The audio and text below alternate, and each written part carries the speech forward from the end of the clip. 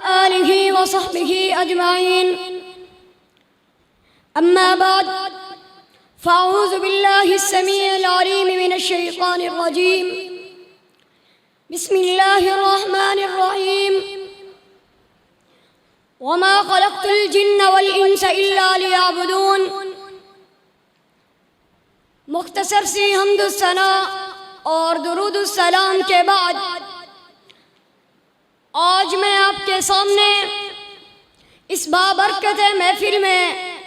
جس عنوان پر گفتگو کرنا چاہتا ہوں وہ ہے میری زندگی کا مقصد۔ جیسا کہ اللہ رب العزت نے قرآن مجید میں ارشاد فرمایا وَمَا خَلَقْتُ الْجِنَّ وَالْإِنسَ إِلَّا لِيَعْبُدُونَ، اور میں نے جنوں اور انسانوں کو پیدا نہیں کیا مگر اس لیے کہ وہ میری عبادت کریں۔ وقال النبی صلی اللہ علیہ وسلم کن فی الدنیا کأنک غریب او عابر سبیل، رواہ البخاری۔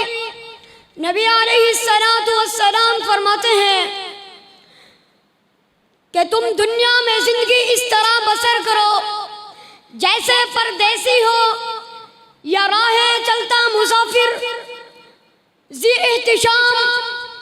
آج میں آپ کے سامنے اپنی زندگی کے کچھ مقاصد بیان کرنا چاہتا ہوں۔ اللہ رب العزت سے دعا ہے کہ مجھے حق سچ بیان کرنے کے بعد ہم سب کو اس پر عمل کرنے کی توفیق عطا فرمائے، آمین۔ حضرات، یہ دنیا کی زندگی آخرت کی زندگی کا مقدمہ ہے۔ یہ دنیا کی زندگی گزر جائے گی مگر آخرت کی زندگی باقی رہنے والی ہے۔ پھر میں کیوں نہ کہوں میری زندگی کا مقصد وَمَا خَلَقْتُ الْجِنَّ وَالْإِنسَ إِلَّا لِيَعْبُدُونَ، میری زندگی کا مقصد كُنْتُمْ عَلَى شَفَا حُفْرَةٍ مِّنَ النَّارِ، میری زندگی کا مقصد كُن فِي الدُّنْيَا كَأَنَّكَ غَرِيبٌ أَوْ عَابِرُ سَبِيلٍ، میری زندگی کا مقصد كَلِمَةُ اللَّهِ الْعُلْيَا، میری زندگی کا مقصد يُخْرِجُهُم مِّنَ الظُّلُمَاتِ إِلَى النُّورِ، میری زندگی کا مقصد خَيْرُكُم مَّن تَعَلَّمَ الْقُرْآنَ وَعَلَّمَهُ، میری زندگی کا مقصد كُنتُمْ خَيْرَ أُمَّةٍ أُخْرِجَتْ لِلنَّاسِ تَأْمُرُونَ بِالْمَعْرُوفِ وَتَنْهَوْنَ عَنِ الْمُنكَرِ، میری زندگی کا مقصد ادعو إِلَى سَبِيلِ رَبِّكَ بِالْحِکْمَةِ وَالْمَوْعِظَةِ الْحَسَنَةِ، میری زندگی کا مقصد إِنَّ اللَّهَ لَا يُحِبُّ كُلَّ مُخْتَالٍ فَخُورٍ، میری زندگی کا مقصد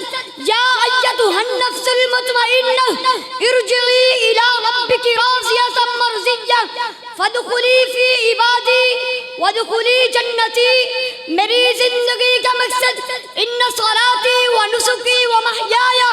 وَمَمَاتِي لِلَّهِ رَبِّ الْعَالَمِينَ، میری زندگی کا مقصد وَاعْتَصِمُوا بِحَبْلِ اللَّهِ جَمِيعًا وَلَا تَفَرَّقُوا، میری زندگی کا مقصد شمع کی طرح خود کو جل کر بھی دوسروں کو جلا بخشی ہے۔ میری زندگی کا مقصد زندگی میں نہ اسلام پر کسی قسم کا دبا برداشت کیا جا سکتا ہے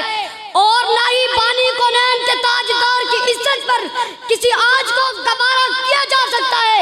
میری زندگی کا مقصد ان صلاتی ونسکی ومحیای ومماتی للہ رب العالمین۔ کیا خوب شاعر نے کہا میری زندگی کا مقصد دین اسلام کی سرفرازی، میں اس لیے مسلمان ہوں، میں اس لیے نمازی، میری زندگی کا مقصد دین اسلام کا احیاء،